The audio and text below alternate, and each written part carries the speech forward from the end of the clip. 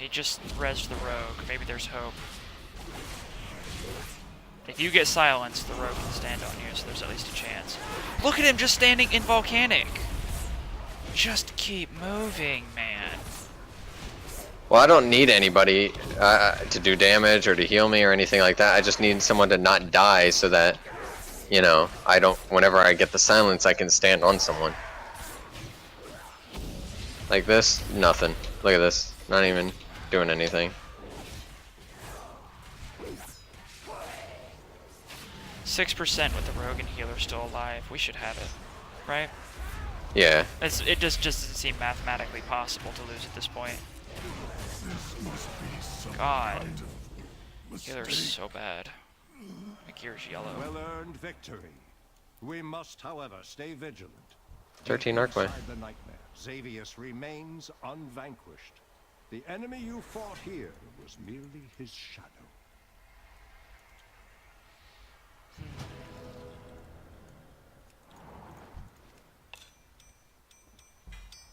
Oh, rolling fog. Oh, garbage. Never mind. Did I get that? Oh no, that was something I was telling you. Oh, someone got a legendary. Healer got a legendary, of course. Wow. Fucking figures.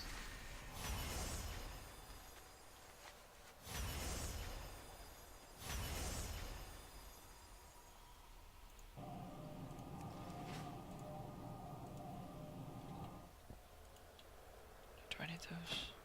No, I got 955. I literally have a 970 version of those. Fuck that group. Now I know why people don't invite Brazilian servers. Well, you said it. That's true. Like they. It's like a minimum requirement to making a character is that you have to be terrible at the game. I'm not even gonna say it's that. It's just like I honestly believe simply what it boils down to is lack of familiarity. What do you mean? Well, let's say Ragnaros, for example. Okay?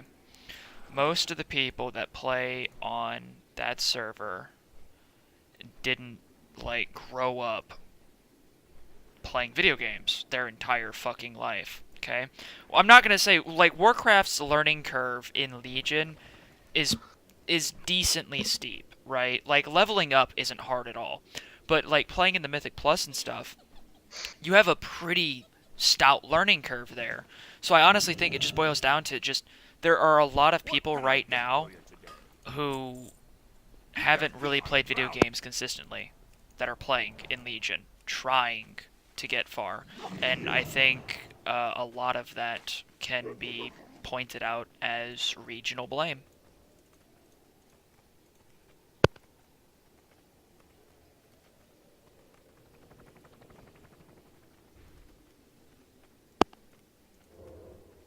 And I think regional blame is absolutely affecting video games in more than just bad ways. Think of Korea in esports. They're one of the most dominating forces the world has ever seen in every single video game that they ever play. Most dominantly League of Legends.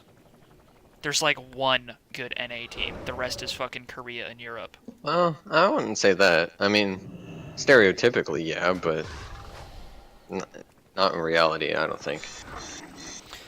Like, Overwatch, they aren't the best. Warcraft, they're not the best in any aspect. So, I don't know. Not every game. Not every even game, in Smite were but they. not every game. But I don't know. I was just using that as an example to point out how your nationality or the region that you grew up in could totally affect your level of awareness in a video game simply because you didn't grow up around video games. I mean, technically speaking, our generation didn't grow up around video games. Video games grew around us. Quite literally, in fact. But I don't know. I think. Yeah, we were actually talking about that in my English class. The surge of preference towards analog technology versus the more recent digital technology. Like, Did you know that paper books and vinyl records are surging right now compared to like digital methods of the same source, like I information? I am not surprised. 2016 and up is a very nostalgic era, and it shows in more ways than just those examples as well. It Yeah, yeah. like he says, it is absolutely a surge. Fucking millennials and what is it, like Gen X or some shit, and I baby don't know, boomers, fucking run, yeah. they're just feeling super nostalgic right now.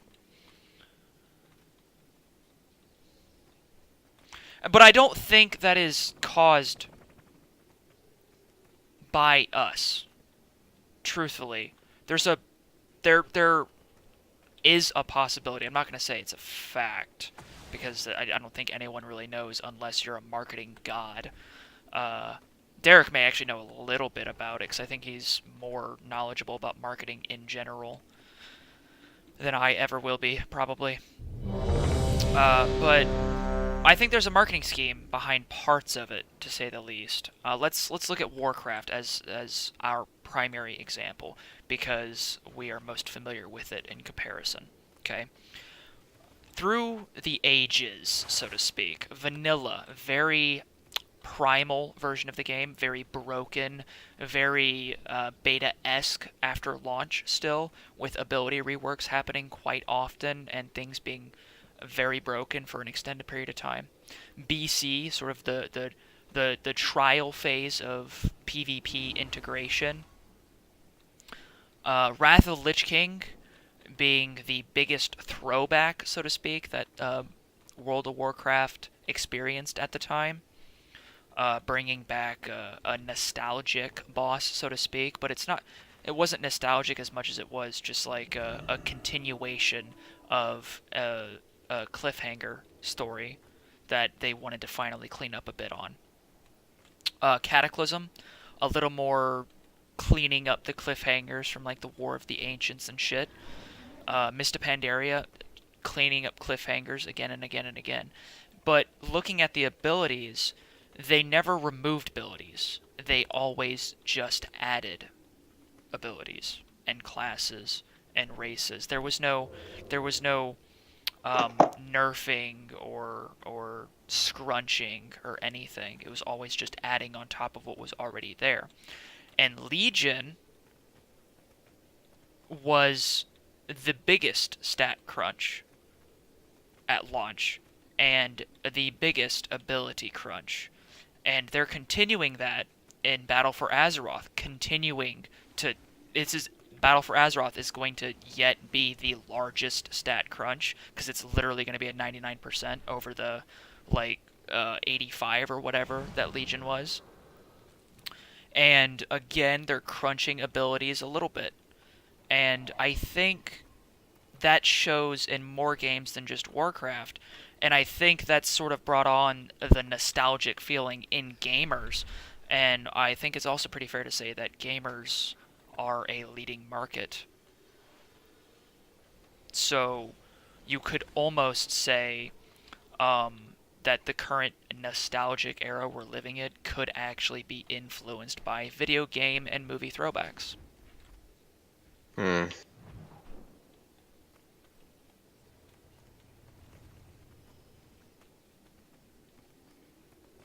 And I think that See, shows in a lot of I don't areas. know. I don't know. Like, I think, right, so you have the wave of quote unquote nostalgia or just preference towards older technology, right? More nostalgic technology, right? You have that wave. But I don't think it's due to anything with video games starting it. I think the wave causes changes in video games, like say there's this wave, right, and gamers are a part of it. I think that's what causes the simplification of video games towards their original creation, and specifically with Warcraft. I mean, nothing better exemplifies this than with their announcement of coming out with vanilla servers. Um, like that just is screams nostalgia. I mean, that's the whole point. Um, as Also far as with what caused Nintendo's it, release of though. the classic. Yeah, I mean, as far as what caused it, though, I think like just the air of like what is kind of shared amongst this entire generation, whether it's just like images on the internet and just jokes along of that nature, you know. Um, I think what's funny about that is how the whole premise of it is using things from everybody's past or near past that is like relatable and things like that. And I think the relatable jokes and things like that is what leads to people like, man, you're right, that's funny. Those were some good times. And so they start doing trying to engage in things that remind them of that or stuff like that.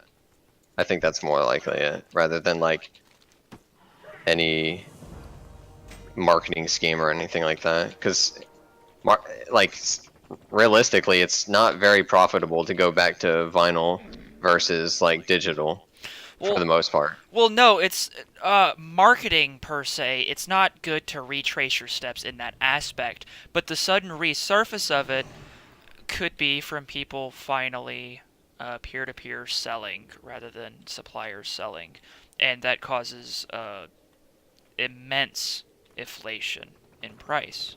The price for those things has been steadily going up, and now they're finally getting sold. Let's think of Bitcoin as that example. The shit died and came back fucking out of nowhere, and the price skyrocketed.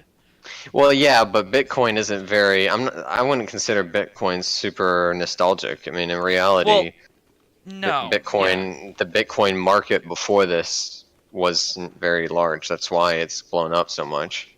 And people, the few people that were in the Bitcoin market got so much out of it because the market to begin with wasn't very big. I'm talking like records and paperback books and things like that. Well, yeah, I meant the lack of popularity inflates the price as soon as it's out in the light. Is what I was trying to get at with that example. You know, they're coming out with a quote unquote dumb phone, like literally intention. It's like current technology, so it's kind of got like a touch screen and everything like that, but all it can do is talk and text. And people are like heavily considering just trading in smartphones for this dumb phone Well, because they're kind of tired of the atmosphere that smartphones produce, you know? yeah, I could see that. Yeah. And I mean, my mom would quote unquote use a dumb phone. She still uses a flip phone. That's all she needs is just calls, really, Yeah. calls and texts. She doesn't desire any of the apps and shit. She has other ways to amuse herself.